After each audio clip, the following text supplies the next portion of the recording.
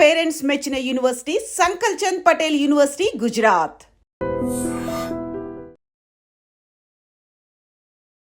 నమస్కారం, welcome to I dream. ధర్మ మార్గం విత్ విజిత కార్యక్రమానికి స్వాగతం.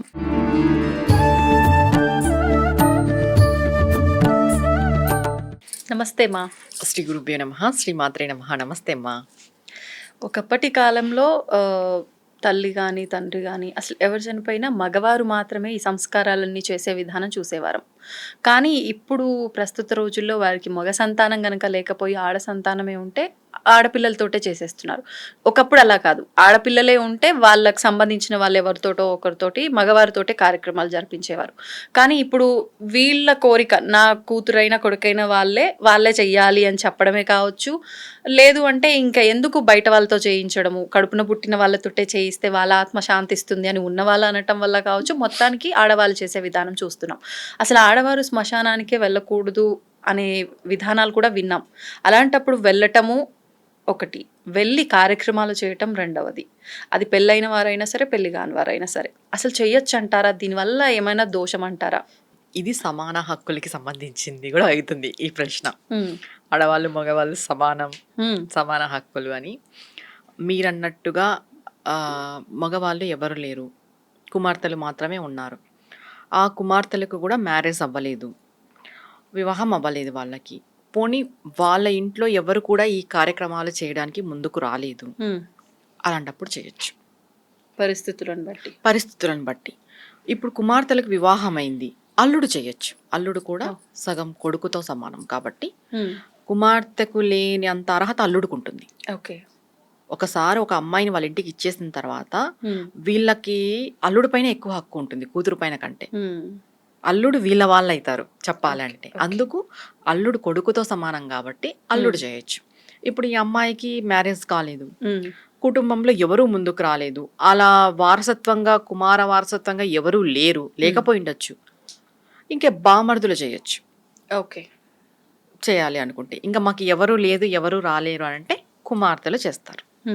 చెయ్యొచ్చా అనే విషయము అడిగితే ఇక్కడ ఇంతకుముందు లేదు. ఇంతకుముందు మనం అన్ని జాయింట్ ఫ్యామిలీస్, అది కాక ఒక్కొక్క కుటుంబంలో 10 మంది పిల్లలు ఉండేవాళ్ళు, 10-15 మంది పిల్లల దాకా ఉండేవాళ్ళు. అప్పుడు ఈ కొరత లేదు మనకి, ఈ జెండర్ కొరత లేదు, మగపిల్లలు ఆడపిల్లలు అనే ఇది లేదు, ఎక్కువ మంది ఉండేవాళ్ళు కాబట్టి. ఇంకోటి అన్నదమ్ములు వీళ్ళు ఎక్కువ, వీళ్ళే 10 మంది ఉంటారు, మళ్ళీ వీళ్ళ పిల్లలు ఇలా ఉంటారు కాబట్టి వీళ్ళకి ఆటోమేటిక్ గా వీళ్ళ వారసత్వం అనేది కొనసాగుతూనే ఉంటుంది. ఇప్పుడు ఫుల్ గా న్యూక్లియర్ ఫ్యామిలీస్, ఎవరికి వాళ్ళు ఉన్నారు. ఇంకొకటి ఎవ్వరు కూడా ఒకరి ఫంక్షన్స్ కి ఒకరు కలవని పరిస్థితిలో ఉన్నారు ఇప్పుడున్న బిజీ షెడ్యూల్లో. అందుకని వీళ్ళ చావులు కూడా వస్తారని నమ్మకం లేదు. ఇప్పుడు ఎవరు దేనికి కూడా రావట్లేదు, ఫోన్ లో విని అన్ని సంతాప సభలు కూడా ఫోన్ లోనే పెట్టేస్తున్నారు, వాట్సాప్ లో. చెప్పాలంటే మనం చూస్తున్నాం, వెడ్డింగ్ కార్డులు వాట్సాప్ లోనే పెడుతున్నారు, సంతాప సభలు వాట్సాప్ లోనే, విషెస్ అన్ని వాట్సాప్ లో అన్ని అట్లా అయిపోయినాయి. పలకరించుకోవడం, దగ్గరికి వెళ్ళి పలకరించుకోవడాలు లేవు ఇప్పుడు. అలాంటప్పుడు ఇలాంటి దుస్థితి వస్తుంది. ఓకే.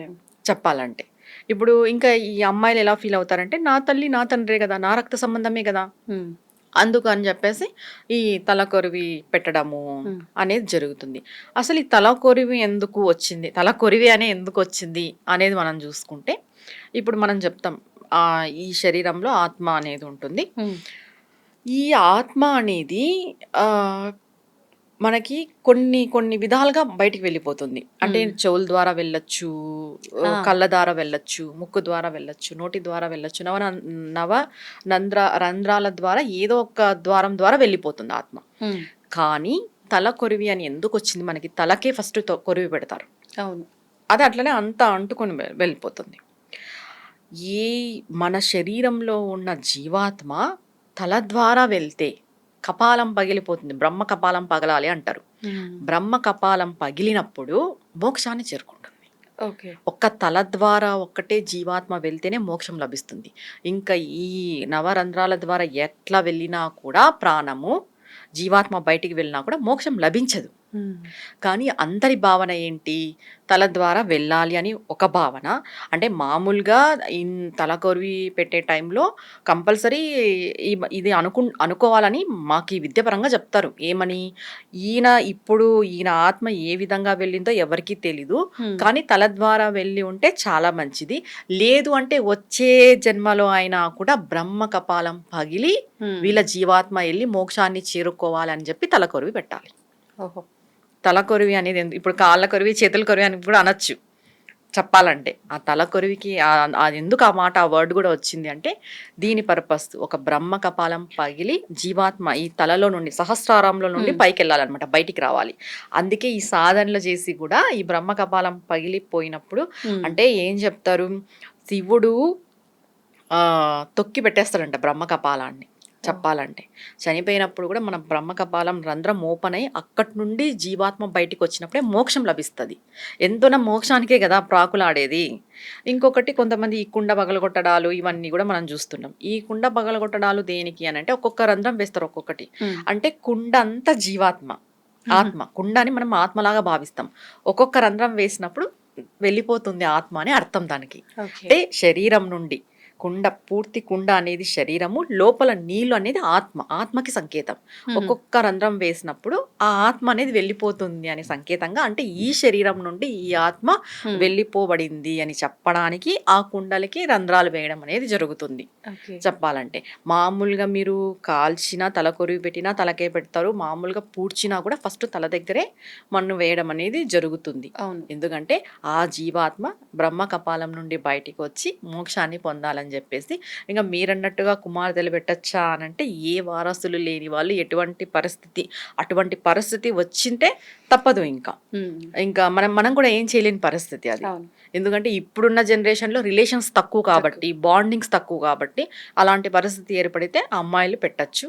ఇంకా వాళ్ళకి వేరే పరిస్థితి లేదు, ఇంకా పరిస్థితి లేక చేస్తున్నారు కానీ అదైతే పద్ధతి కాదు. మరి వాళ్ళకి ఏదైనా దోషం అనేది ఏదైనా ఉంటుందా? పరిస్థితి లేదు కాబట్టి ఏ దోషము లేదు. ఇప్పుడు మనకి ఆపత్కాల ధర్మం అనేది ఒకటి ఉంటది. ధర్మం అనేది తరచూ మారుతుంది అనే విషయం తెలుసా? మనం ధర్మంగా ఉండాలి అని చెప్తాం కదా. ఈ ధర్మం అనేదే మారుతుంది. ఏ విధంగా మారుతుంది, ఎలా చెప్తాము అని అంటే ఇప్పుడు కోర్టుదే తీసుకుందాం. మనం ఏం చెప్తాము, 100 మంది అపరాధులు తప్పించుకున్నా కూడా ఒక్క నిరపరాధికి మాత్రం శిక్ష పడకూడదు అని చెప్తాం. దీంట్లో ధర్మం ఎక్కడుంది? మారిందా లేదా? తర్వాత మనం ఇంకొకటి ఏం చెప్తాం, 10 మందిలో 9 మంది బాగుపడతారు అని అంటే ఒకరు నాశనమైనా పర్వాలేదు అంటాం. ధర్మం మారిందా లేదా? 10కి 10 బాగుండాలని అనుకోము. అంటే మంచి జరుగుతుంది అన్నప్పుడు కొంత చెడు జరిగినా పర్వాలేదు అనేది మన ధర్మం. దీన్నే ఆపత్కాల ధర్మము అంటాం. అందుకు ఇప్పుడు వాళ్ళకి అంత పరిస్థితి వచ్చింది, ఆపత్కాల ధర్మమే అది. కుమార్తెలు తలకరువి పెట్టే పరిస్థితి వచ్చింది అంటే వాళ్ళు ఇప్పుడు ఆపత్కాల ధర్మాన్ని పాటించాలి, తప్పదు. అలాంటప్పుడు ఏ దోషము రాదు. ఇప్పుడు నీకు ఒకరు చనిపోవడం ద్వారా 9 మంది బాగుపడతారు, ఒకరు ఇది కావడం వల్ల 9 మంది బాగుపడతారు అంటే నీకు పాపం వస్తుందా, పుణ్యం వస్తుందా? పుణ్యమే వస్తుంది. అంటే ఇక్కడ ఒక్కరే, అంటే ఇక్కడ మనం పర్సంటేజ్ చూడాలి. పర్సంటేజ్ బట్టే ఏదైనా కూడా. ఇప్పుడు 20% చెడు ఉంది, 80% మంచి ఉంది అంటే నువ్వు 80% మంచి చేసినట్టే కదా. ఈ 80% మంచి చేయడంలో ఈ 20% వెళ్ళిపోతుంది. ఇప్పుడు ఈ 20% మంచి అంటే చెడు జరిగినా పర్వాలేదు, 80% మంచి అనుకుంటున్నాం.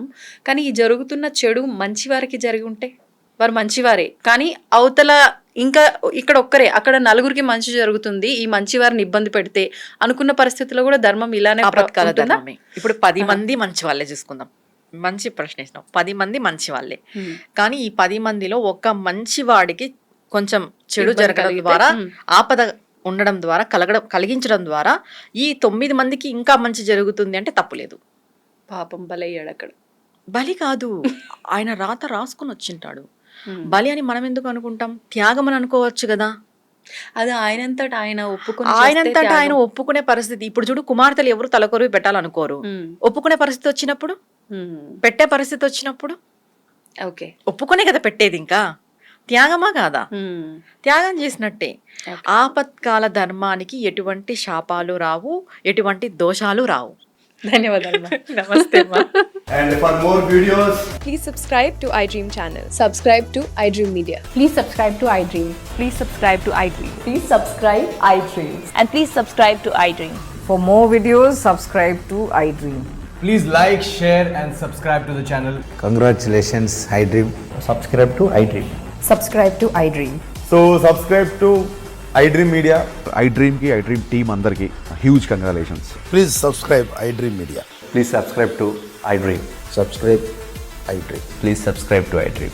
iDream అంటే నా కళల ఛానల్ను సబ్స్క్రైబ్ చేసుకున్న నోరు తిరుగుతలేదు, మీరైతే గంట గుర్తు కొట్టండి. For more such videos, please subscribe to iDream.